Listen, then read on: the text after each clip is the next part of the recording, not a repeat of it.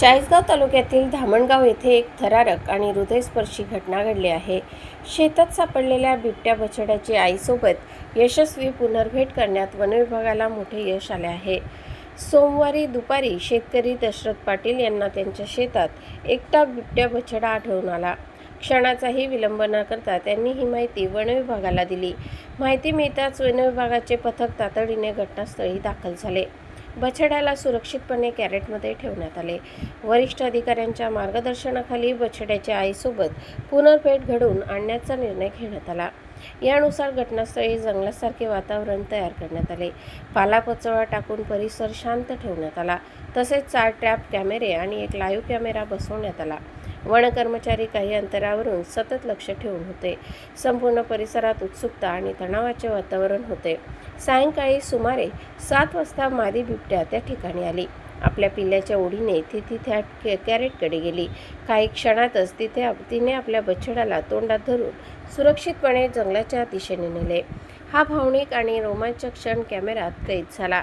One विभागाच्या सतर्कता आणि नियोजनामुळे ही मोहीम यशस्वी ठरली. सध्या या कार्याचे सर्वत्र कौतुक होत आहे. दरम्यान बिबट्याचा वावर परिसरात असल्याची शक्यता आहे. त्यामुळे शेतकऱ्यांनी सतर्क राहण्याचे आवाहन करण्यात आले. ही घटना माणूस आणि वन्यजीव यांच्यातील संवेदनशील नात्याची जाणीव करून देते. चिमठाणे ते साक्री मार्गावरील रस्त्याची दुरावस्था आता नागरिकांच्या जीवावर बेतू लागली आहे. आज पुन्हा एकदा या रस्त्यावरील खड्ड्यांमुळे गंभीर अपघात घडला. शिंदखेडा येथील रवी विजयलाल जैन हे चिमठाणेकडून साक्रीकडे जात असताना अमराळे फाट्यावर त्यांच्या मोटरसायकलचा ताबा सुटला.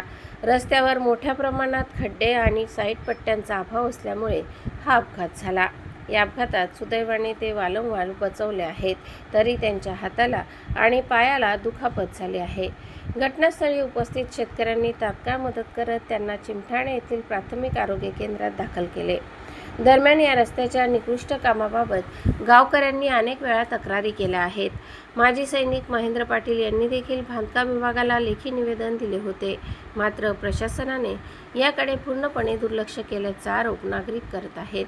रस्त्यावर टाकलेले डांबर आणि खडी पूर्णपणे निघून गेल्याने वाहन चालवणे धोकादायक झाले आहे. गेल्या वर्षभरात या रस्त्याची अवस्था अत्यंत वाईट झाली असून कोट्यवधी रुपयांचा निधी वाया गेल्याची चर्चा आहे. यामुळे संतप्त नागरिकांनी संबंधित ठेकेदारावर तात्काळ गुन्हा दाखल करण्याची मागणी केली आहे.